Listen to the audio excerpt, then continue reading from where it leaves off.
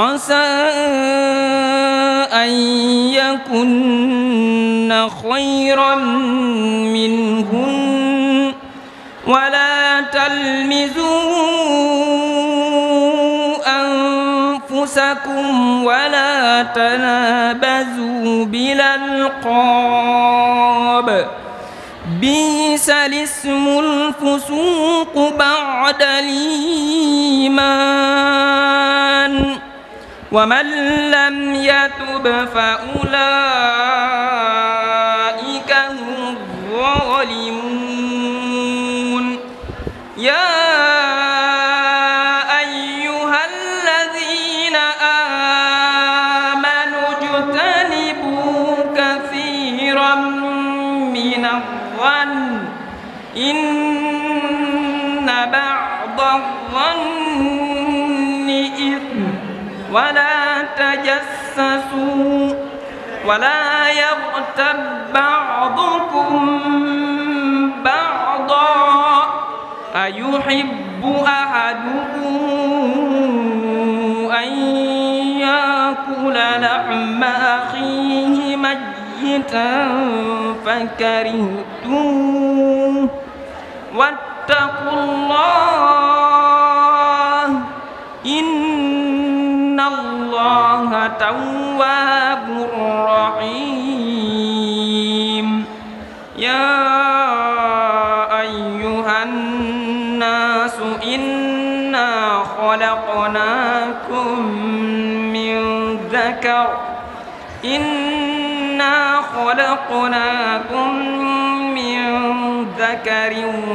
وأنثى وجعلناكم شعوبا وقبائل لتعارفوا إن أكرمكم عند الله أتقاكم إن الله عليم خبير صدق الله العظيم sadaqallahul azim wa ballaga rasuluhul karim. jërëjëf sëñ Seexuna ci al ayat yooyu nga xam ne jàng na ko min az-zikril hakim moom lañ doon barkeeloo ngir ubbee ko jataay bi. bu ko defee bi ci topp nag mooy ubbee ba tey ay xasaid min al xasaidil xadimiya, kuréel bi nga xam ne ñooy jàng kon ci njiitul sëñ Fallou Fall ñoo toog noonu ci kaw pëjëm bi. yaakaar naa manees na ko tuddee kuréelu Fathul Mannan kon ñoo jàng xasida ci njàngum kuréel. bu ko defee ñu dalal leen rek wax leen kon bismillah tafaddalu.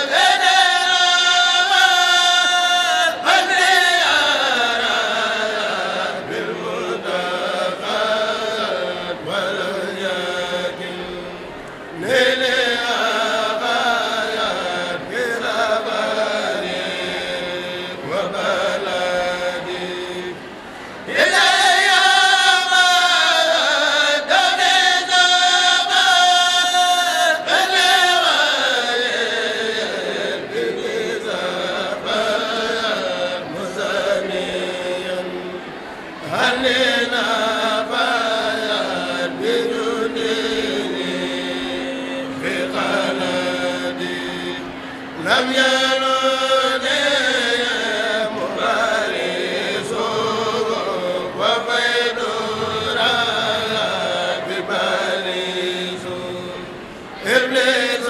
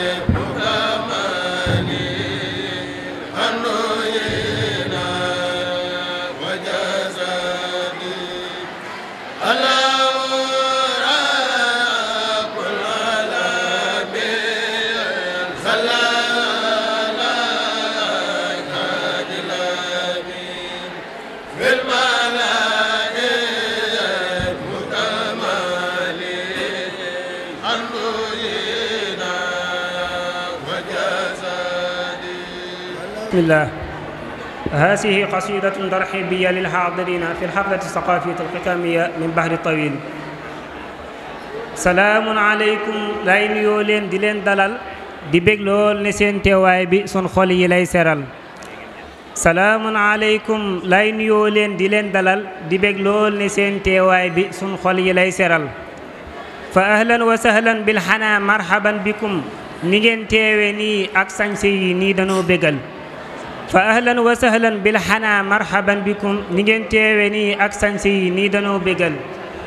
fa ahlan tasarrafna huna bi hudurikum bisub culturel lan woote fii moom la ñuy amal ci njiital idaara ak personnel beeg ñi lëkkalooy doxal Fathu Mannaan lan di leen yaatal ak teral. élèves yee ko moom parents yi lañ woo ñu teew fi tey ak i wëllëreeg bépp institut lan di leen xamal. amal fi jataay yi xam-xamit lan fa soo yu riis ci waxtaan ak i way ak jongante yu culturel. joxey neexalit way farlu yu soññ seen moroom ci góor góorlu dollik farlu cim njàng ak doxal. asaatisa yeeg ñi yor liggéey baa ngi bokk teew suñuy musee teew nañ gouvernement scolaire ansal. asaatisa yeeg ñi yor liggéey baa ngi bokk teew suñuy musee teew nañ gouvernement scolaire ansal. dellu waxaat leen marhaban fa tafassahu bisil xaflatil kubra di leen yaatali dalal. dellu waxaat leen marhaban fa tafassahu bisi xaflatil kubra di leen yaatali dalal. wasalaamu aleykum. jërëjëf sëñ Fadilu Bousso laqad ahsanta alxasidatu tarxibiya jamila kon xasida la goo xam da doon yaatal ak dalal gan ñi nga xam ne ñoo fi teew kon di delluwaat di ko baamu fa ahlan wa sahlan bil xana marhaban bikum élèves yi ñi ngi sàkku ci yéen ñëpp ngeen jóg taxaw ñu jàng bàkk bi nga xam ne mooy bàkku école bi bàkk la boo xam ni lépp dafa jëm ci tudd yàlla màggal ko ak sant ko xalaqal insaana azmaana man asabal busut wa azharal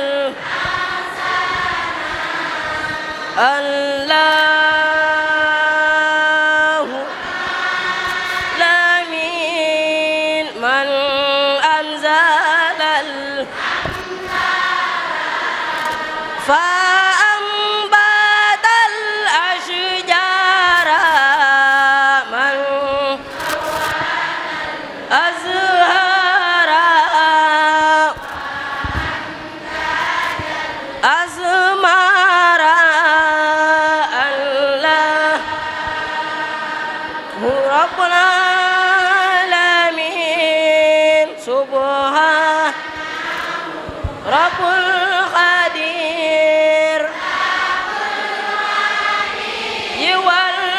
والفقير الكل يا سجير وحسب خير النصير الله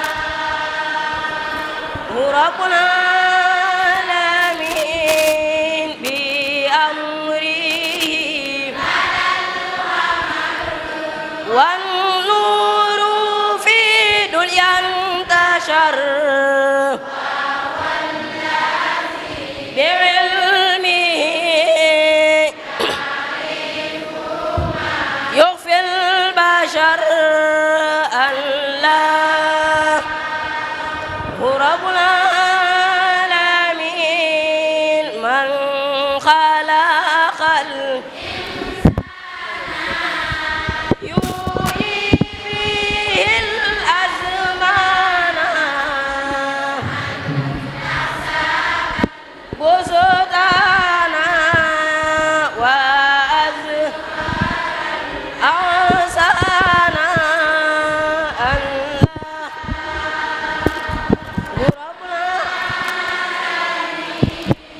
من أنزل الأمطار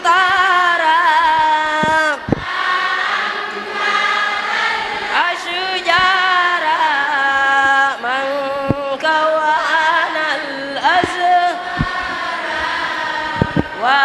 وأنتج الأثمار الله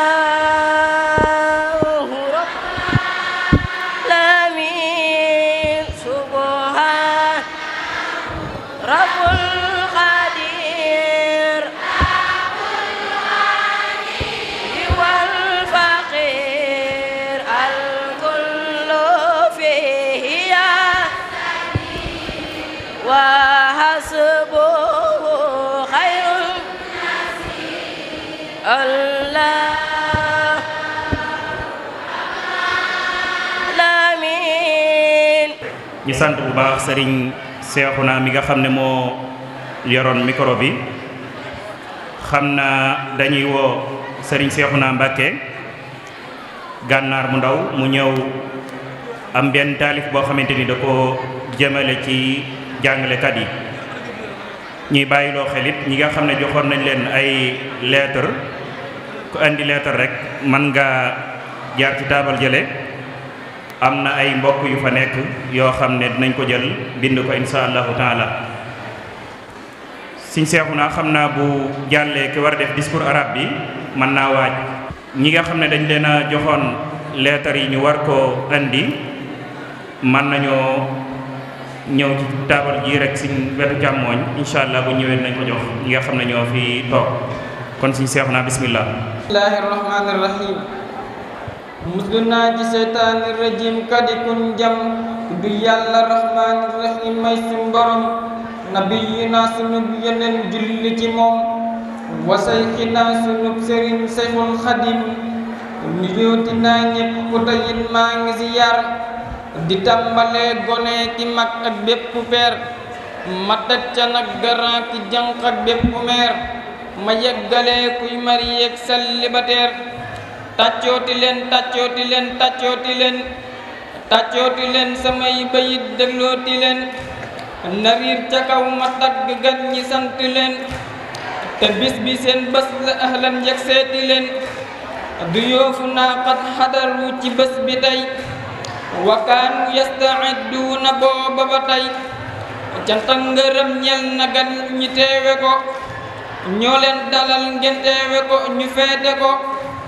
xas yi lay digal di la dugal mi lay mbugal ñoo leen dalal di leen bégal di leen sonal ki lay digal di lay bégal moo lay musal ci lépp lu bon isan fa'lam yaa rajul te maa ngi ñaan pour yàlla moom mu gindi leen ihdi jami'ana la sëñ Bamba waxoon fatul manaan fatul manaan fatul manaan fatul manaan sama école moom laa di ñaan mu jëm ca kaw ku fay jànge bëgg na ko ku weddi lii ma wat ko yàlla xam na ko fagu ma way fatul manaan moom lañu am yàlla xam na ñun élèves yi moom lañu gëm kuy tiitaroo fatul manaan ñun ñoo ngi nii wat naa ci yàlla nii jàmbar dëgg ngi nii ma sant it sëñ Fallu Njaay moom mi ko moom njaajaata njaay sa jëmm rek moom lañu am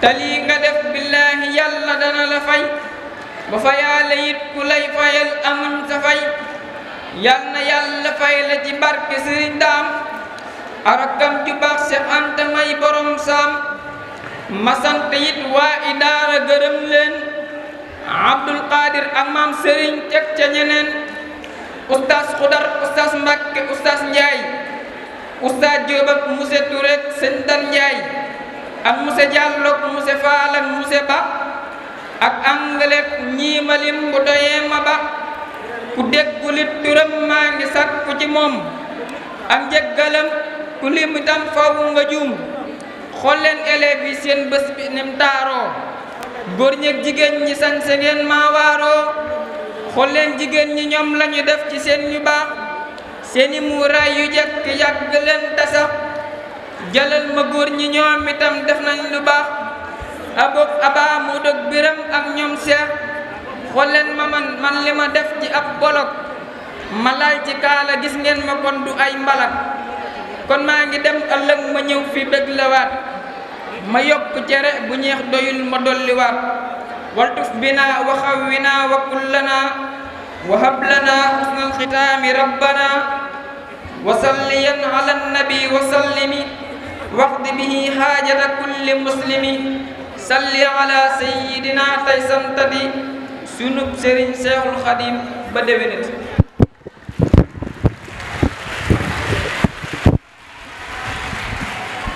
jërëjëf sëriñ Seexuna bismillahi rahmani rahim wa sallallahu wa sallam ala nabiyi sadiq al amin alladi ursila rahmatan lil alamin wa ala alihi wa ashabihi tayyibin ajmain assalaamu aleykum wa rahmatullahi taala wa barakatuh amma ba'd fa hani'an lakum thumma hani'an lakum ayyuha alhaflu alkarim ashabu alfadila wassaada ممثلي مفتشة التربية والتكوين والمؤسسات العلمية بمدينة طوبى المحروسة سماحة المديرين والأساتذة الأجلاء المحترمين والشيوخ المبجلين نتشرف بحضوركم جميعا لمتابعة أنشطة هذا اليوم الثقافي الاستثنائي الذي يقام تكريما للتلاميذ المتفوقين السيدات والسادة أيها الآباء الأعزاء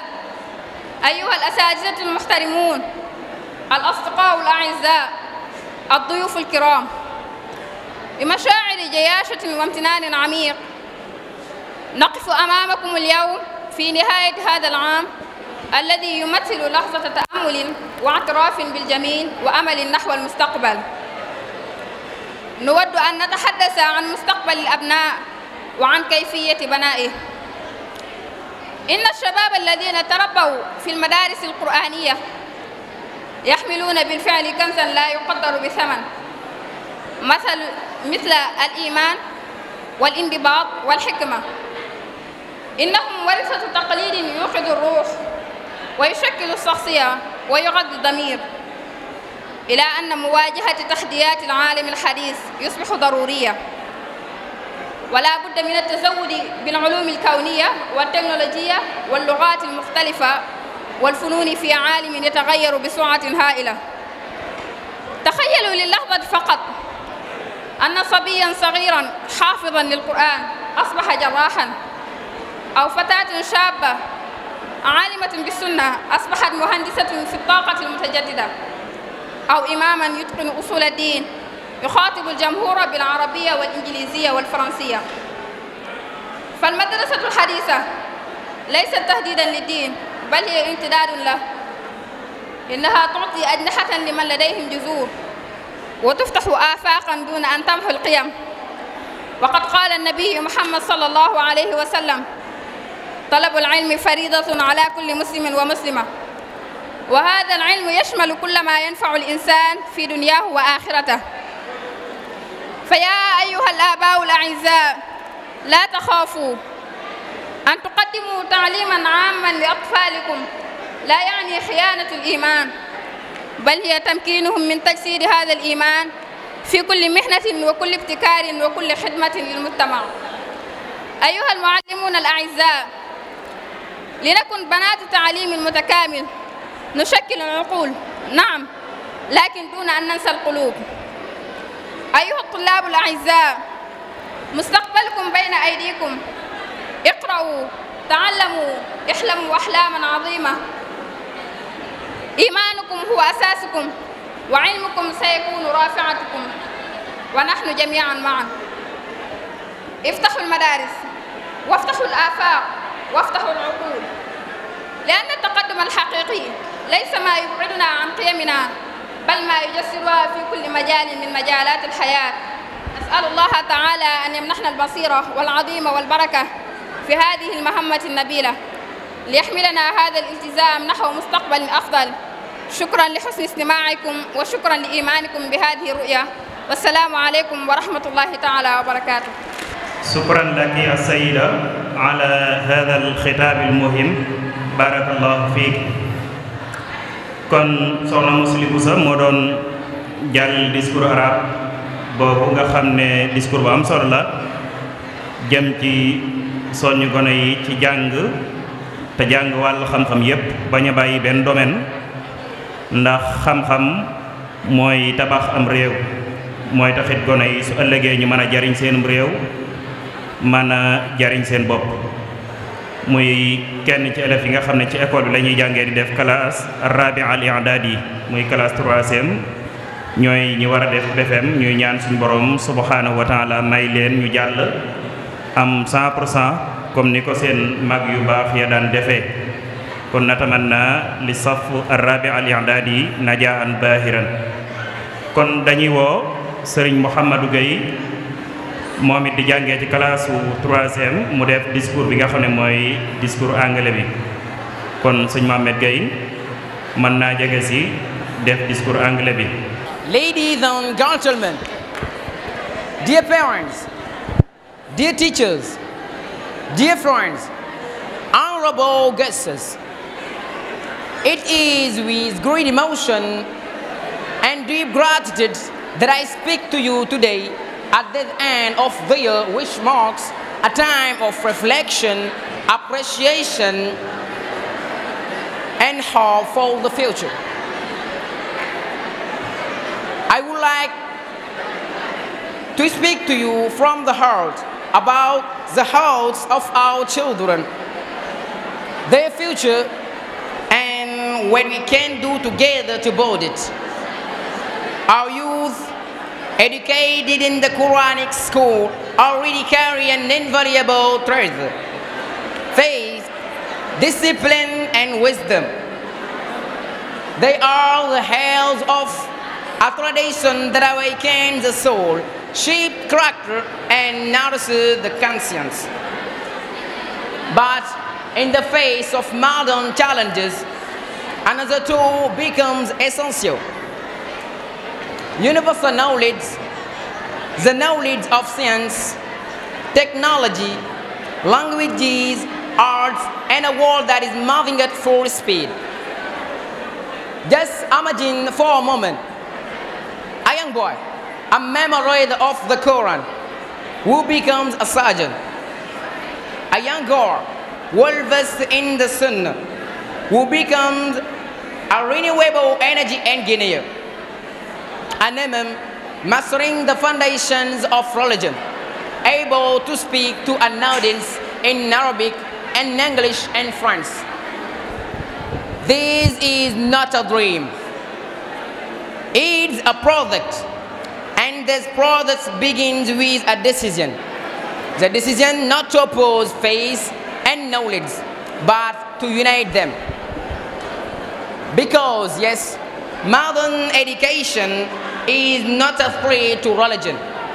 It is an extension. It gives wings to those who already have roots. It opens horizons without hiding values.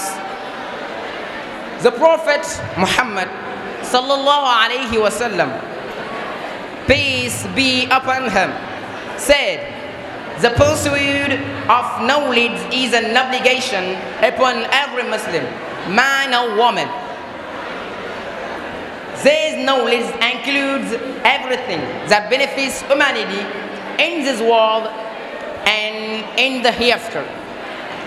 So, dear parents, do not be afraid. Giving your child a general education is not a betrayal of their faith. It is giving them the means to reflect their faith through every profession, every invention, and every service to society. Dear teachers, let us be the builders of integrated education. Let us shape minds, yes, but without forgetting the hearts. Dear students, your future is in your hand. Read, learn, and dream big. U5 is your foundation, and your knowledge will be your level. And all of us together, let us open schools, let us open minds, let us open possibilities. Because true progress is not the kind that distances from our values, but the kind that embodies them in every area of life. May Allah grant us clarity, determination, and blessing in this noble mission.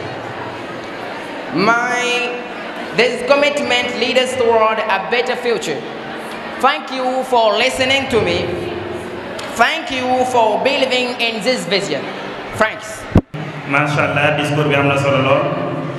Mel na ne moom it mook bi jàll ñoo bokk ci li ñu doon wax muy soññee ci jàng ak li ci aju. C'était un plaisir de vous écouter.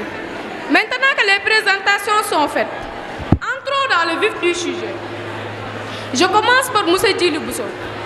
M. Bousso, en tant que directeur d'école, quel est votre point de vue sur la priorité de l'éducation aux valeurs dans nos écoles? Merci. En tant que directeur de l'école, la question, je vais y revenir après, mais je voulais définir qu'est-ce que l'éducation aux valeurs. L'éducation aux valeurs est un processus d'enseignant et d'apprentissage qui vise à transmettre aux valeurs qui vise à transmettre aux individus des principes moraux, civiques et éthiques tels que la responsabilité, le respect, la tolérance et surtout la paix. Bon, cette éducation permet de former des citoyens conscients, équilibrés et capables de faire des choix et de vivre en harmonie dans la société. Pour revenir sur votre question, l'éducation ne se limite pas aux connaissances académiques. Elle doit aussi inculquer aux élèves des principes moraux qui les aideront à bien vivre en société. Dans une école franco-arabe où cohabitent la science et la spiritualité, il est impératif de se transmettre ces valeurs avec clarté et engagement. Merci. Peut-être que M. Fadal Dramé, vous souhaitez réagir à cette question? Évidemment, oui. En tant que professeur en sciences islamiques, mon avis sur ce point. Dans notre tradition islamique, la quête du savoir est inséparable de la vertu. Comme le prophète, paix et salut sur lui, a dit, le meilleur d'entre vous est celui qui a le meilleur comportement. Donc, nos écoles doivent veiller chez les élèves des qualités comme la patience, la justice et le respect. Merci beaucoup. Justement, mademoiselle Famadien, vous travaillez sur cette problématique au quotidien.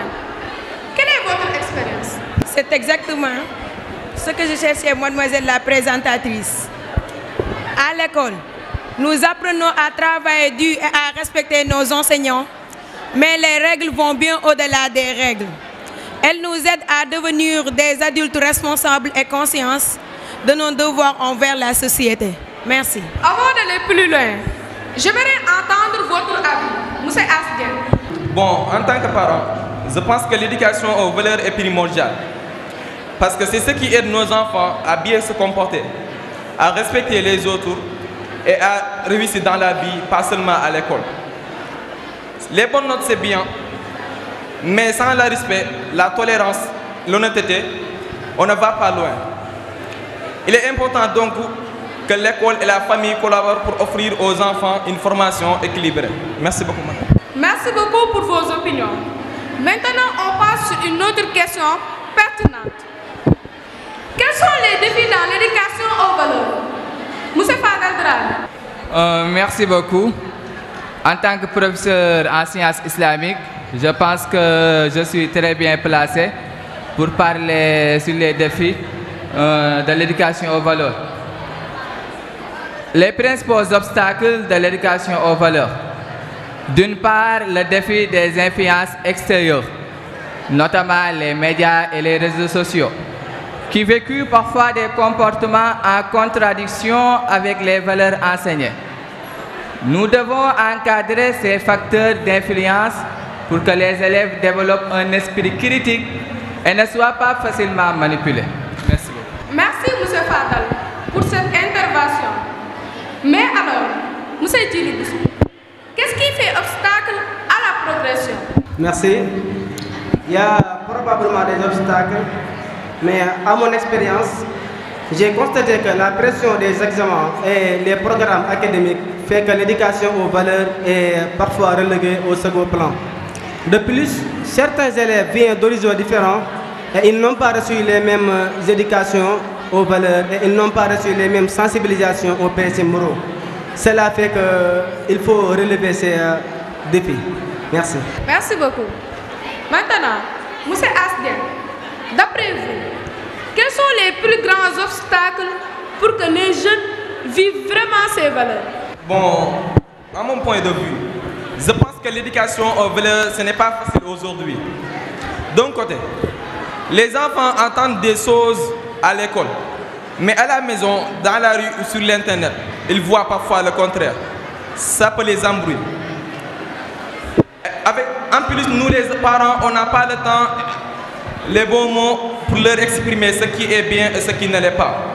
Et avec tout ce qu'ils voient sur les réseaux sociaux, ça devient encore plus compliqué. C'est pour ça que je dois qu'on travaille ensemble, parents, professeurs, pour aider nos enfants à avoir de bonnes valeurs. Merci beaucoup. Merci beaucoup, M. As. Maintenant, mademoiselle Famadien, qu'est-ce qui rend parfois difficile pour toi ou pour d'autres jeunes l'application de ces valeurs au quotidien? Merci pour cette question pertinente. À mon avis, je pense que l'éducation aux valeurs ne se limite pas sur des règles strictes. Mais parfois, les valeurs sont abordées uniquement sous la forme de règles strictes. Pourtant, si elles étaient mieux expliquées, elles seraient plus faciles à comprendre et à appliquer dans la vie de tous les jours. Pour approfondir cette réflexion, une autre question se pose. Comment pouvons-nous mieux l'éducation aux valeurs dans nos écoles et dans notre communauté. Je donne la parole au directeur, M. Djilou Bousso. Merci beaucoup. Bon, j'ai constaté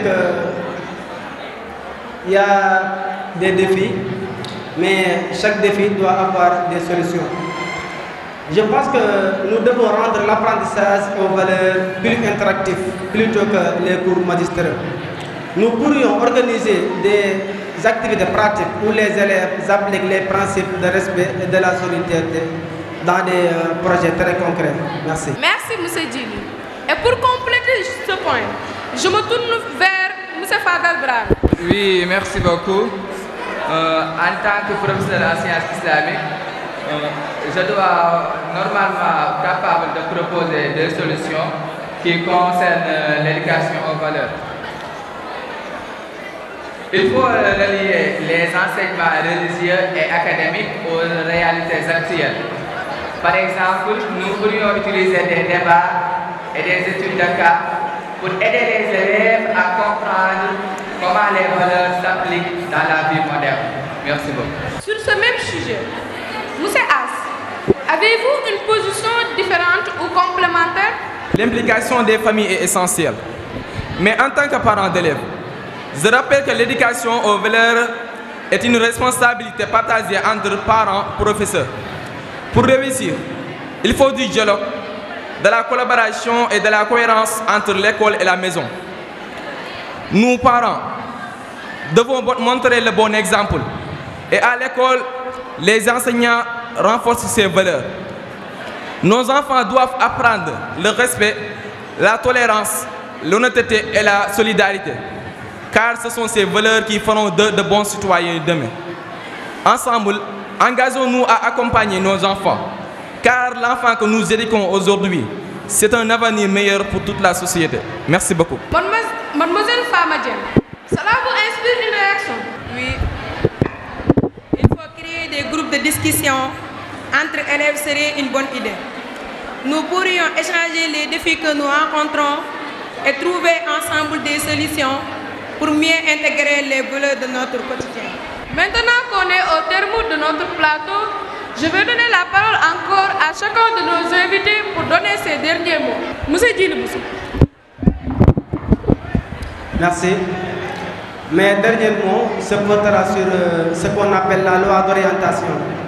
Si on valorisait la loi d'orientation et appliquer ses règles, et aussi faire appel aux parents et aux directeurs de nous aider, et cela va faciliter la tâche. Merci. Merci beaucoup. Monsieur Fadal Brahim. Avant tout d'abord, je salue l'initiative de cette émission. Permettez-moi de partager des conseils à nos jeunes frères et sœurs qui sont là aujourd'hui. En tant que professeur en sciences islamiques que je suis et membre responsable de la société, souvenez-vous que la vraie réussite est celle qui unit la science à la foi et le savoir à la bonne conduite. Apprenez à respecter, à écouter, à être juste et sincère. Car le prophète, paix et bénédiction sur lui, a dit: je n'ai été envoyé que pour parfaire les nobles caractères. Innama bu'istum li utammima makarim al-akhlaq. Rawahul Bukhari. Que cette parole soit notre guide au quotidien. Je vous remercie de votre aimable attention. Merci encore, M. Fadal. Maintenant, je donne la parole à Mlle Famadien. En tant qu'élève, si je devais résumer ce que l'éducation aux valeurs signifie pour moi, je dirais que c'est un apprentissage qui va bien au-delà des cours. C'est ce qui nous permet de devenir des personnes sur lesquelles on peut compter, capables de faire la différence. Ce ne sont pas des règles imposées, mais plutôt des principes que l'on choisit d'adapter. Parce qu'on comprend les importants dans notre relation et dans notre avenir commun. Être aujourd'hui d'ici m'a permis de le réaliser encore plus fortement en écoutant les échanges et en partageant ma propre expérience. En fin de compte, apprendre les valeurs, c'est apprendre à se connaître, à vivre ensemble et à choisir qui l'on veut devenir demain. Merci à vous tous. Merci, mademoiselle Fabadjen. Maintenant, monsieur Asden, votre dernier mot sur ce plateau d'aujourd'hui. Je vous remercie, Madame la présentatrice, et merci à tous les invités. Bon, je me suis présenté d'ici comme parent d'élève, mais aussi comme quelqu'un qui croit profondément à l'importance des valeurs dans l'équilibre et la réussite de nos enfants. L'éducation aux valeurs est la base d'une société, harmonieuse. Mais elle ne peut réussir que si parents et enseignants travaillent ensemble. Je me suis honoré de vous partager avec quelques conseils avant de conclure. Tout commencer à la maison. Nos parents devront montrer l'exemple. Si nous voulons que nos enfants soient respectueux et honnêtes, cela doit commencer par nos propres attitudes. Dialoguer avec les enseignants. Il ne faut pas attendre les problèmes pour aller à l'école. Travaillons en collaboration avec les enseignants réguliers pour suivre l'évolution de nos enfants. Valoriser les efforts, pas seulement les notes.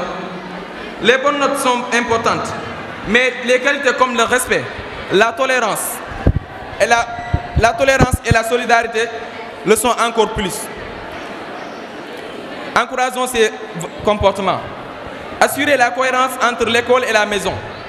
Si l'école enseigne la tolérance et le respect, et que l'enfant entend autre chose à la maison, il sera perdu. Nous devons parler le même langage éducatif. Et enfin, je rappelle chacun à s'engager. Parents, enseignants et toute la société devront agir ensemble. Comme un proverbe le disait, un enfant bien éduqué aujourd'hui, c'est un citoyen responsable demain. Merci à tous et restons unis pour l'avenir de nos enfants. Merci beaucoup. Merci beaucoup, chers invités. C'était vraiment un plaisir de partager ce plateau avec vous. Chers invités, chers téléspectateurs, chers participants, notre plateau touche à sa fin et nous tenons à remercier chaleureusement tous nos intervenants pour leur réflexion profonde, leur témoignage et leur éclairage précieux. Nous retenons que l'éducation aux valeurs est une œuvre collective qui commence à la maison, se poursuit à l'école et se renforce dans chaque interaction sociale. Dans un monde en mutation, transmettre des repères solides à nos jeunes est plus qu'un devoir, c'est une urgence. L'éducation aux valeurs ne doit pas être une simple annexe du programme scolaire, mais un point central dans la formation des élèves.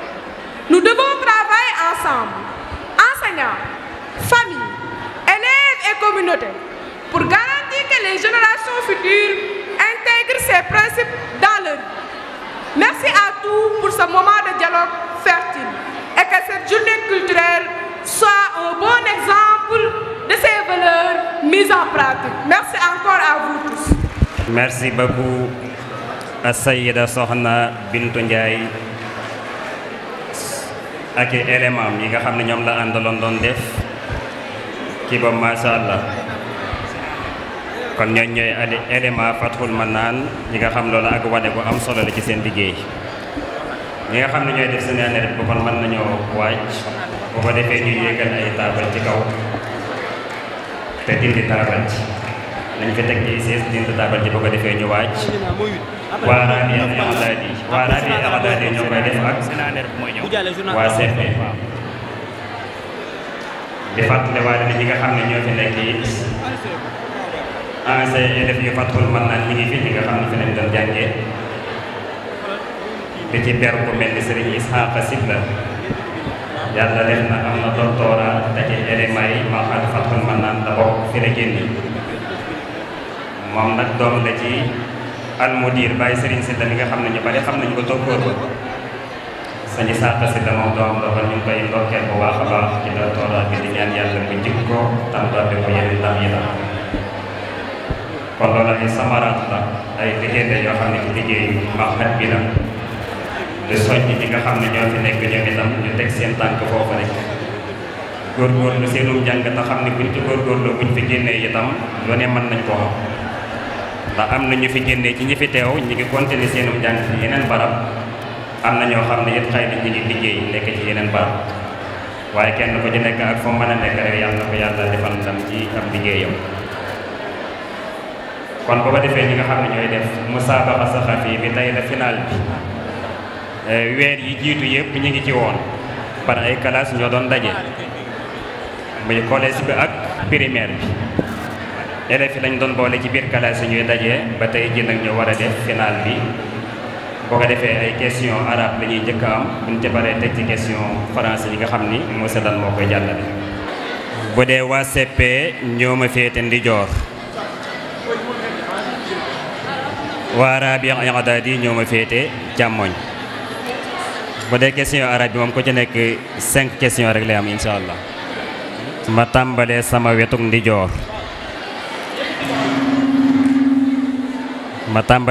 ndijoor waa CP ñoo moom laaj bi ci jiitu ko ci nekk ci alquran la jëm.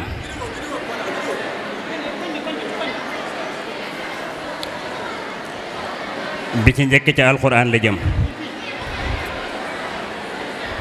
waylun yawma idin lil mukazzibin kam marratan waradat fi suratil mursalaat. waylun yawma idin lil mukazzibin kam marratan waradat fi suratil mursalaat. suratul mursalaat aaya boobu ñaata yoon la ci ñëw.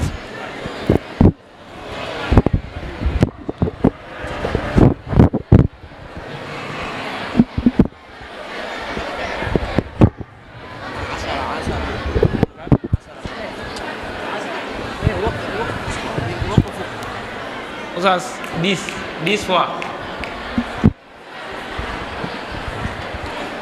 waradat 10 marrat al ijabatu sahhat.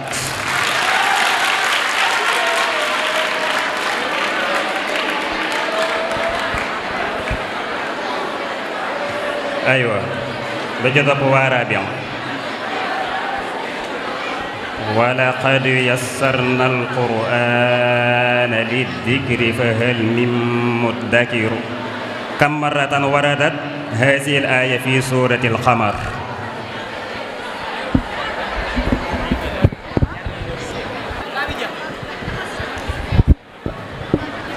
7 مرات. al-ijabatu khati'a. al-jumhur amoon ko ci nekk daan laaj boppam. 4 marrat. hazihi al-aya waradat 4 marratin fi surati al-qamar. at-tahdir yu saani yéenay jëlaat weeru safar weer wi topp ci weeru tamxarit ñii naa ko weeru màggal ñii naa weeru safar nan la tudd ci wolof. weeru safar turam ci wolof lu mu doon laaju saxaafal nag bu ngeen ko xamul day am rat.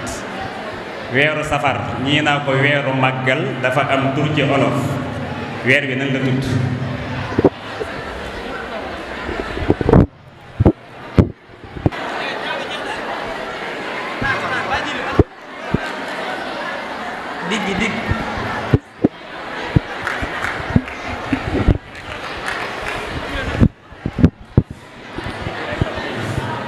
digg moom du tontu digg naa jox waa Rabi am na rat. rakkaati gàmmu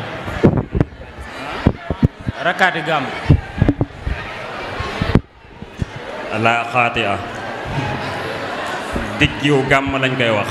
weeru safar mooy diggiw gàmm ci mbokki gàmm la bokk. diggiw gàmm rakki gàmm rakkaati gàmm ci gën a bari mbokk ci weer yi.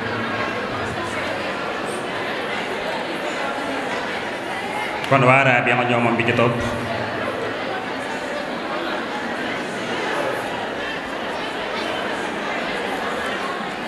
fi ay sanatin waqaat waaqiatu talaatay ndeer. xew-xew boobu ñu naa talaatay ndeer te ay jigéen xaru woon ci taal seen bopp ci man at la xewe. te fàttali ni mooy même at mi nga xam ne Serigne Bousso bi ci la gane jamono. talaatay ndeer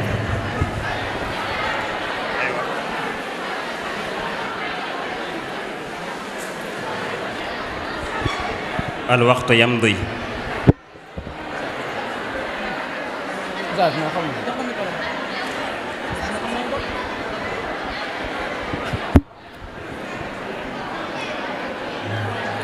talaatay ndeer waaraa bi xamun tontu bi aljumhur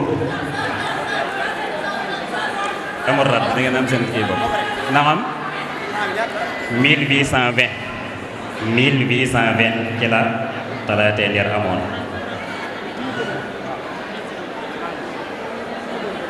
waa CP bi ci topp léegi nga wax comme gone yi ci saal bi ñu noppi pour ñu mën a eggale li ñu def bu ko defee cawale am na ñuy coow ci suuf nañ ñu jàppale ci cawale bu ko defee li ñuy wax ñëpp mën koo dégg mu leer léegi laaj bi ci topp laaju fiq la waaye moom ñaar rek lañ la laaj da nga naa kumba wala nga ni mati kumba wala mati borom kër bi daa tudd Moodu daa bëggoon a fase jéggul nag am na ñoo xam ne fase moom fu ñu ko déggee rek seen fit yi rëcc Moodu daa bëgg a fase daal ni kumba mati ni naam di jaay mati moo ko wuyu mu ne ko fase naa de léegi mati ak kumba kan moo ciy njibbi kan mooy jëli bagaasam xam ngeen li ma wax Moodu daa am soxna su tudd kumba ak mati muy woo kumba far mati wuyu mu ne ko fase naa de léegi ñoom ñaar kan moo ciy dem ndax kumba mooy dem wala mati mooy dem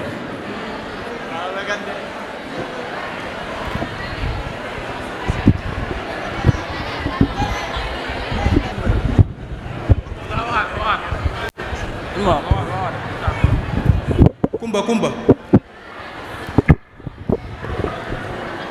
al ijabatu saxiixa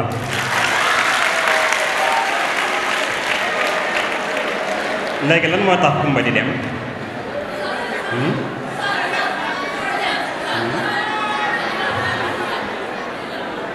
innamal a'maalu binniyaat am na ku ko wax daa bokk ci sarti fase alqasd jublu borom kër gi bi muy woo muy kim jublu mooy fase woo waaye du ki nga xam ne moo wuyu yéen it waa Rabia ba tey xam ngeen am ngeen laaj bu xaw a mel noonu ci wàllu julli dama jàpp julli timis samam jàpp toj bi may julli gee ma jàpp am yéene yeesal jàpp ba ma jàppoon timis tojagut naa ko yeesal bi ma amee yéene yeesal ba taxaw bay bëgg a julli gee sama xel dem jënd ko jàppi ko tojoon na léegi ndax géej gi dama koy continuer julli ci njàpp ma wala ndax damay jàppiwaat kon leen la laaj ndax da ngay julli wala da ngay jàppiwaat dama jàpp julli timis bi ma jullee timis ba pare samam njàpp toj gee jot may jàpp daal ne sama njàppum timis ma tojagut naa yeesal bi ma amee naa yeesal waaw bi ma amee yéene yeesal njàpp ba pare yëg ne sama njàpp ma ndekete tojoon na ndax léegi njàpp mi mën naa ci comme jàpp naa ba pare mën naa ci julligee wala ndax damay jàppiwaat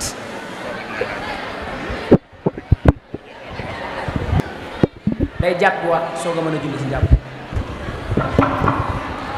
al ijabatu saxat day jàppaat yéene jaamu yàlla dafay tegu ci lu ñu xam bu fekkee da ngay yeesal am yéene yeesal te am njàpp ni mu fa kon dara néewu fa boobaa yaa ngi bëgg a teg tabax bi ci loo xam ne amul fondement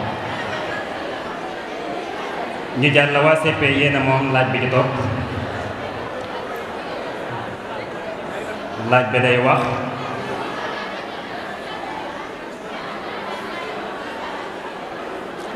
man huwa shaqiqu Cheikh Mouhamadil Moustapha min abnail Xadim sëñ Modou Moustapha kañ la bokkal way jur wu jigéen ci doomi Cheikhul Xadim yi ak bu góor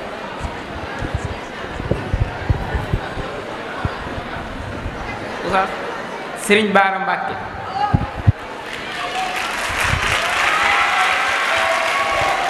al ijabatu saxiha waa Rabia ba tey ñu ngi ci sëñ Baara Cheikh Mouhamadou Lamine Baara manil lati ardaatuhu kan moo ko nàmpal soxna Aminata Lo muy way juru Cheikh Mouhamad Lamine Bara daa teel a noppalu avant Sëñ Bara di matal am na buñ koy jox ci waa kër sëriñ bi mu nàmpal ko kum doon Cheikh Mouhamad Lamine Bara kan moo ko nàmpal yàlla ba mu jafe ci yéen nag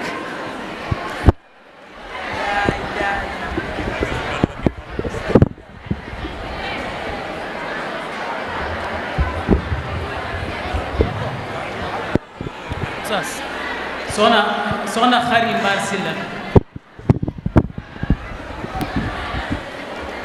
al ijaabatu xaati'a soxna Awa Buso way juru Seex Muhammad Faadal moo ko nampal Sëñ Bara booba daa fekk soxna Awa Buso mi ngi nampal rekk Sëñ Fallu ji di jigéen nu mu tudd sax soxna Mariama Kunta mook Sëñ Bara ñoo nampandoo ku nekk des na benn laaj seppe man huwa nabiyu lazi abuhu wa jadduhu wa ibnuhu kulluhum anbiya am na yonent boo xam ne baayam yonent la maamam yonent la doomam yonent la kan mooy kooku ci yonent yooyu moom yonent la ak ñett ñu ko wër yonent baayam yonent maamam yonent doomam yonent man huwa haasa nabiyu min anbiyaa illah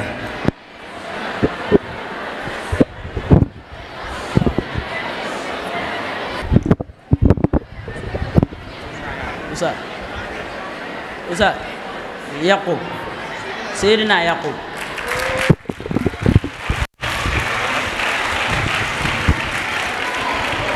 al ijaabatu saxiixa Seydina Yaqub baayam Ishaq maamam Ibrahim doomam Seydina Yusuf ak moom muy ñeent seen laaj bu mujj waa Rabia maa ngi jégg lu baax nag bu fekkee laaj daa jafe ci yéen fi ay sanatin tuwuffiya nabiyu sallallahu alayhi wa sallam min at-taarix al-milaadi yonent bi ci man at la génn jamono waaye ci ati milaadi ci juddu ga Isa alayhi salaam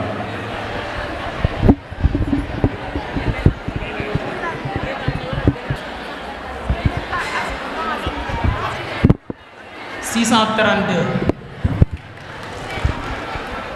al ijaabatu saxat 632 la fi yonent bi bàyyi ko ci milaadiya kon laaji arab yi mooy loolu dañuy joxe Moussa Dan Ndiaye bu ko defee ma jëmi yéen ci question français yi aywa kon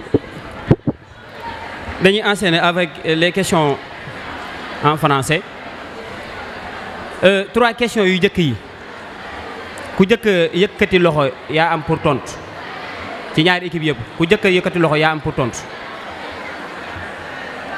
question yi nag am na réplique maanaam boo tontu dañuy jox ki ci des muy 3 questions yu jëkk yi dama koy wax ci wolof nag pour que ñëpp mën cee kii ngir yàlla doo leen dégloo yéen ñii yéen waa ruq bii nii yéen a yor coow li yéen waa ruq bii dégloo leen ak jigéen ñii ci suuf question bu njëkk bi mooy jamono jii ñu toll nii njiital Iran bi nuñ koy woowe daa mel ne kii moo njëkk a yëkkati de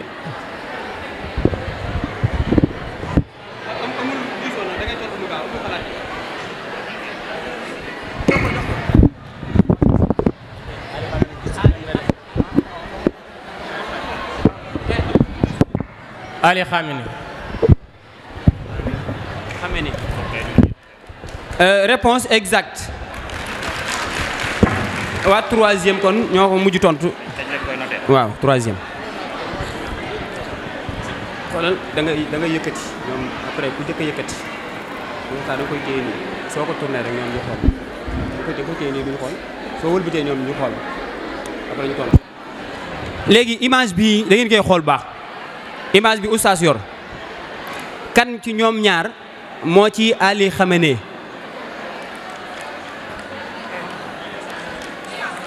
def leen ndànk rek daa mel ne kay moo jëkk a yëkkati Fallou Mbacke moo jëkk a yëkkati Fallou Mbacke moo jëkk a yëkkati 2 kon image 2 bi mooy Ali Khamenei pour la classe de 3e. Question numéro 3 naka la ñuy waxee aljanna ci wolof ku jëkk a yëkkati fee la de Guya. kon aljana mooy guyaar ci wolof waa 3e ba tey kon ñoo ko toll léegi dañuy dem ci question par équipe pour la classe de 3e. Que signifie CAEM? C-A-E-M. Hein? C-A-E-M.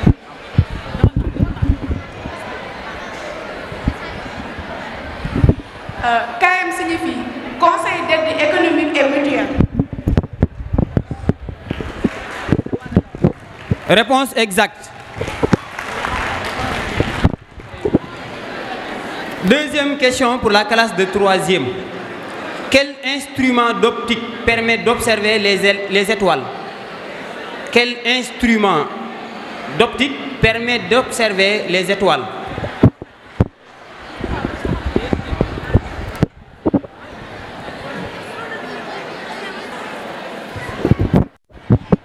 Astronomètre.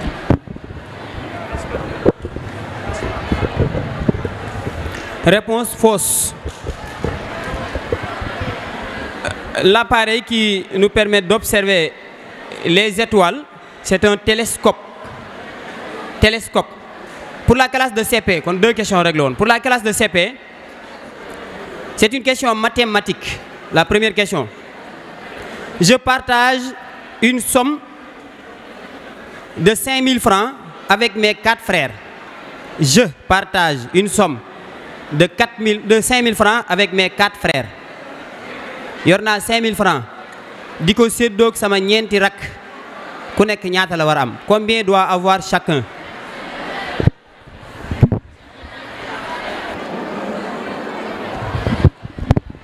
Oustaz 1000 francs ku nekk 1000 francs. Réponse exacte ku nekk 1000 francs. Aywa deuxième question pour la classe de CP. Qu'est-ce qu'un animal sauvage? Un animal sauvage. Animal sauvage est un animal qui vit dans la nature. Animal sauvage est un animal qui vit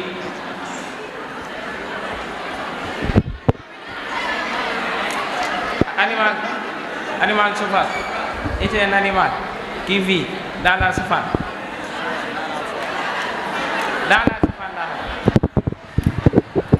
Ouais, mais si il dit dans la nature, on peut l'accepter. Donc c'est un animal qui vit dans la forêt, dans la brousse ou tout, mais dans la nature comme ça, on peut l'accepter. On peut l'accepter. Oui. Alors, question vis-à-vis, relais. Question relais. Cela veut dire que l'équipe bu ne am nañ 4 questions.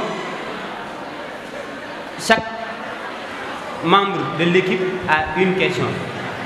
Ci kii lay tàmbalee su tontoo ma jàll su tontuwut ma yem ci moom maanaam ku faussé rek ci yow laa yem d'accord ngeen aywa kon ku njëkk ki yow mi épeleel ma le mot guitare guitare waaw mooy waykat yi yooyu yor ko guitare xam nga ko guitare waaw guitare waaw le mot guitare moom nga ñuy épeleel da nga koy épelé wax ko benn par benn nu ñu koy bindee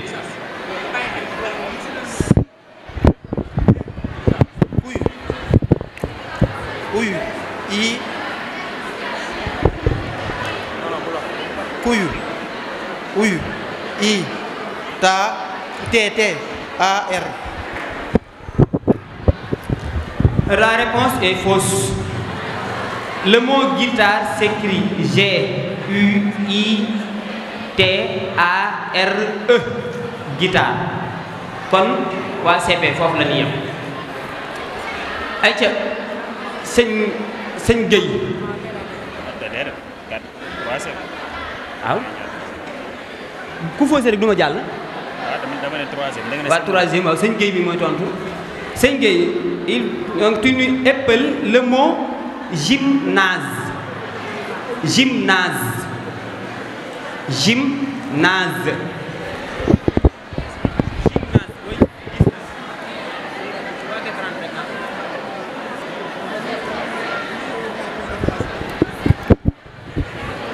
Gymnase s'écrit G Y M N A G E.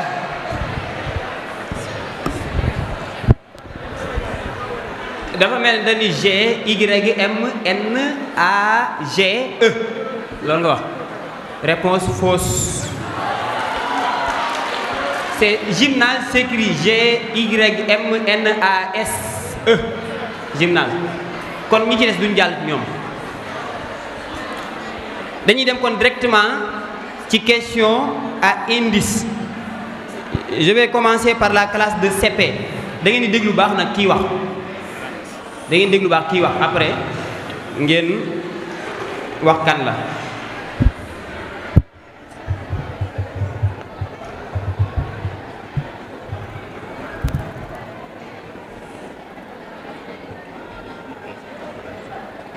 وإني أنشها بك وسريتها من الشيطان الرجيم ربي أعوذ بك من همزات الشياطين وأعوذ بك ربي أن يحضرون بسم الله الرحمن الرحيم النبي لهم ابعث لنا ملكا نقاتل في سبيل الله قال أرأيتم وإن كتب عليكم القتال ألا تقاتلوا قالوا وما لنا ألا نقاتل في سبيل الله وقد أخرجنا من ديارنا وأمنعنا فلما كتب عليهم القتال تولوا إلى أحد منهم والله عليم بذلك قدير على ما يريد لقد سمع الله قول الذين قالوا إن الله فقير ونحن أغنياء نكتب ما قالوا لم جاء بخير حق وقولوا سوء الأوثاب الأرش لا يحتاج ألم تر إلا الذين قيل لهم كفوا أيديكم وأقيموا الصلاة وآتوا الزكاة فلما كتب عليهم. su ngeen ko tontoo am ngeen 30 points 30 points.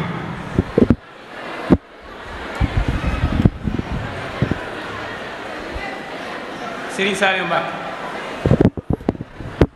La réponse est fausse.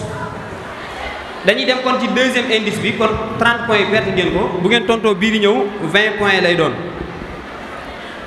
beneen bi daf ni je suis le 7e fils de mon père et 7e xalif de mon grand-père. nee na man maay sama juróom-ñaareelu doom ci sama baay di juróom-ñaareelu xalif ci sama maam man la kan.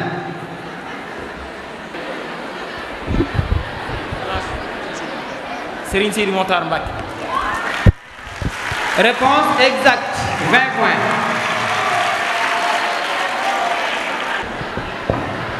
Alors pour la classe de 3e vous avez 3 indices bu ngeen tontoo ci indice bu njëkk bi vous avez 30 points ba tey it reconnaissance vocale la ñuy commencer bu ngeen tontoo am 30 points bu ngeen continuer ñu tontu continuer donc vous écoutez.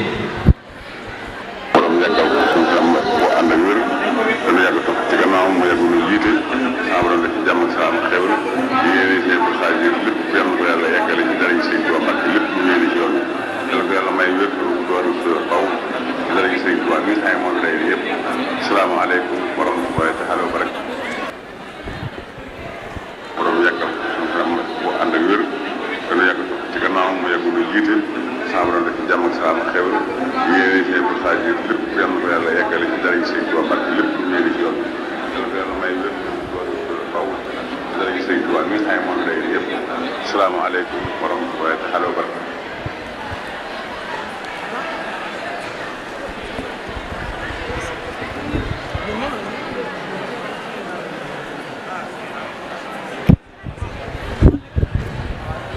Serigne Saliou Mbacké.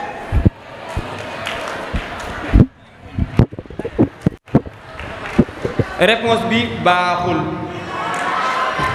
dañuy continuer kon. setam bi na xoj. da ngay seet lii rek doomu adama daal jaxal na ma rek. aywa deuxième indice bu ngeen ko trouvé 20 points ngeen di am. Né en 1925, je suis devenu le deuxième khalife de mon père qui était le deuxième khalife de son père. maa ngi juddu 1925 nekkoon naa deuxième khalife sama baay mu nekkoon deuxième khalifa baayam man la kan. Cheikh Mouhamadoul Amine Bara. Réponse exacte, donc la classe de troisième 20 points. jeex na waaw xaar leen. waa kon bu ko defee ñi nga xam ne ñoo doon jël notes yi dañuy def total des points. kii bi kii.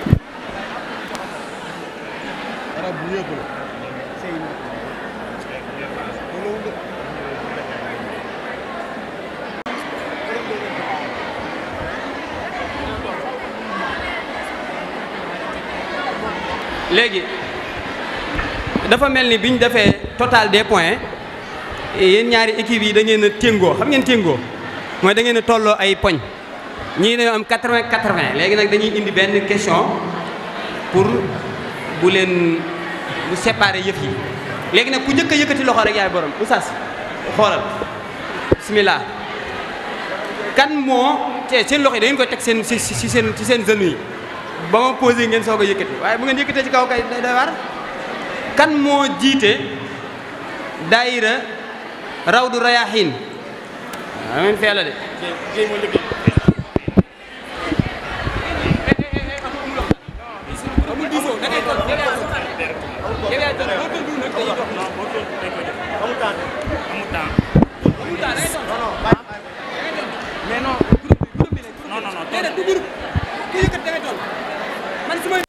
yaa ngeen ñëw si naan moom la Ndiaye yaa ngeen ñëw si naan bu may posé question sax boo amee ku yëkkati damay taxaw.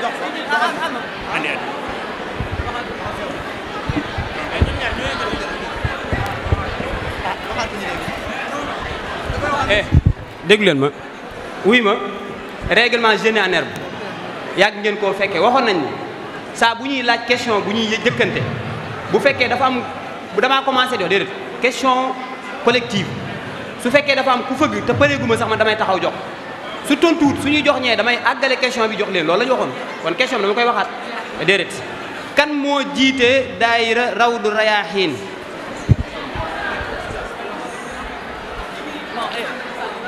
waxu ko sëñ Cheikh Mbacke sëñ Cheikh Mbacke sëñ Cheikh Mbacke boobu baaxul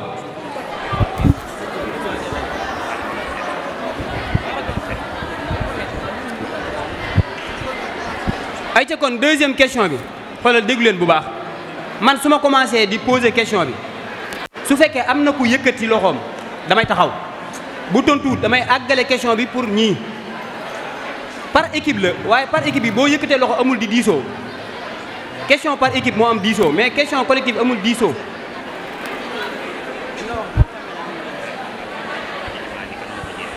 ayca oustaz nee na daayira Muxaddamatul Xidma bi ci jumaa ji ku ko jiite fu mu doon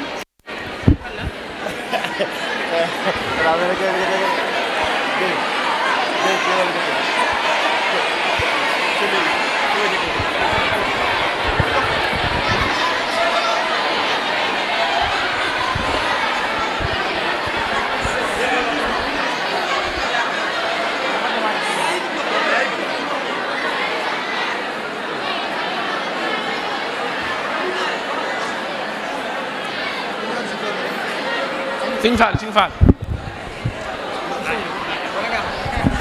kan moo jiite daayira Muxaddamatul Xidma bi ci jumaa ju mag ji sëñ Muntaxa kay xalifa général la des mourides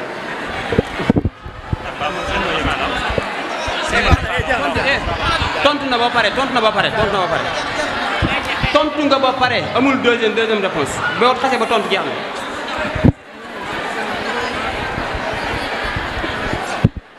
ayca dernière question bii mooy dernière question bu kiiwut moom dañu leen di bool bu yéen ñëpp yéen a gañe kon léegi déglu leen bu baax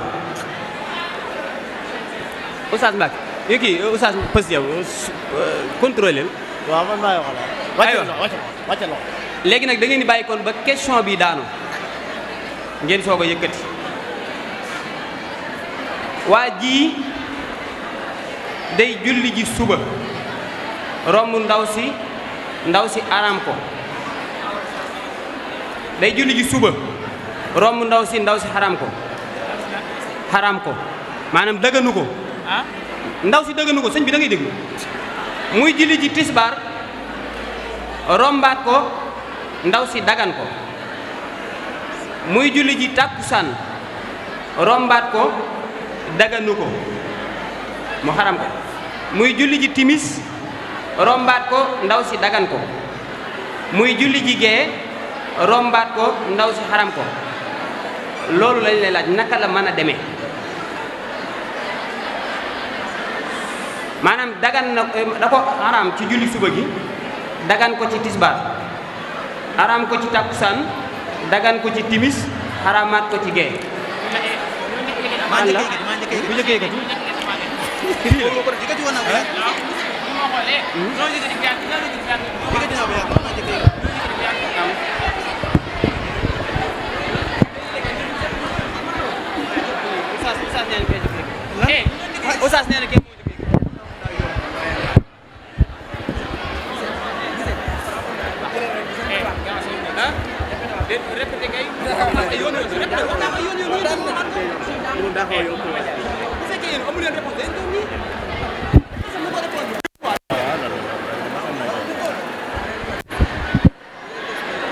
mooy di julli wax ci kaw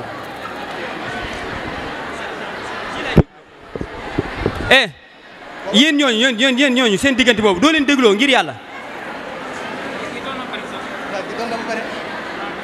tontu li du tontu lu gàtt de tontu lu gudd la dañ koy bàyyi mu tontu ba pare li ma wax dama ne leen ndaw si waa ji day julli ji suba romb ndaw si araam ko daganu ko muy julli ji tisbaar ndaw si dagan ko muy julli ji takkusaan mu araam ko muy julli ji timis mu dagan ko muy julli ji gee mu araam ko li ma leen wax leer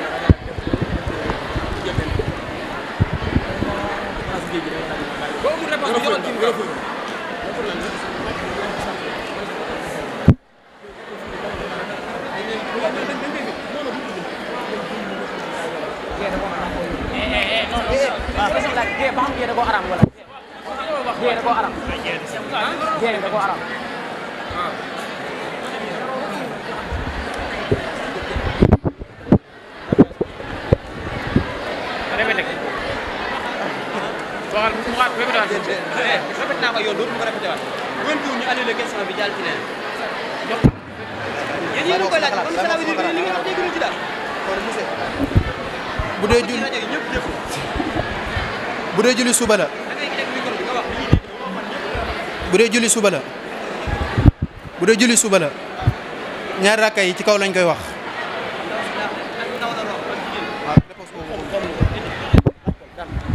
kon dafa mel ni réponse boobu ba tey tontu wuñ ko xaar mu laaj bii ba pare daam bu ma ko waxoon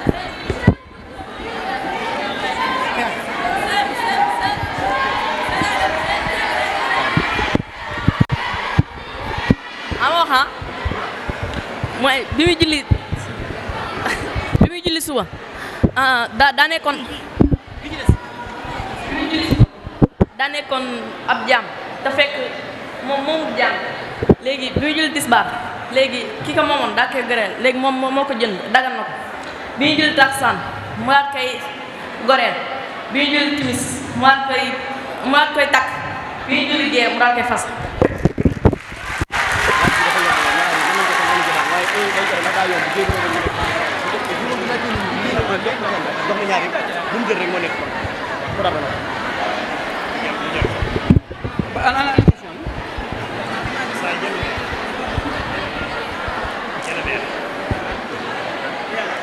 jëla benn andi lu mu yomb nag boo dajal rek xamale moom nga dajal ñi ñoo jël 2 ku jël 2 kay waaw kii moo jël 1 ñi ñoo jël 1 waaw kon kii moo jël 2 kii moo jël 1 kan mooy jox kii moo jël 1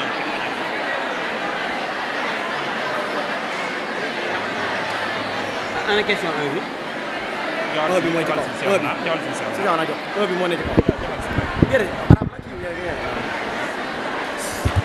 kon day mel ne ñaari question lañ tànn 1 ak 2 bu dee waa CP ñoom ñoo jël 1 bi bu dee waa 3e ñoom ñoo jël 2 waa CP mu ne soratun awaluha sajaratayni aw saara ngi nii woo xam ne njëlbeen gi ñaari turi garab da cay rot wan saar la aw saara ngi nii woo xam ne njëlbeen gi ñaari turi garab da cay rot woowu wan saar la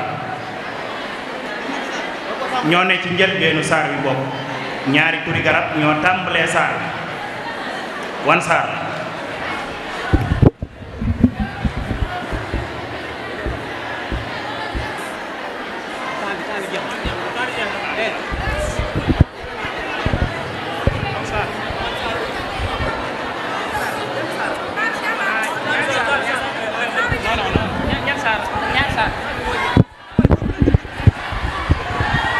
suuratu tiin.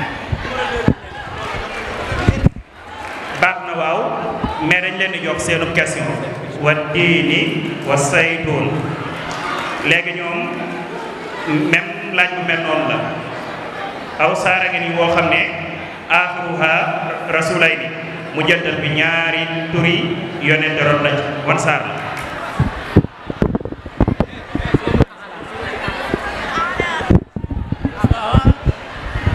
suuratul a'la.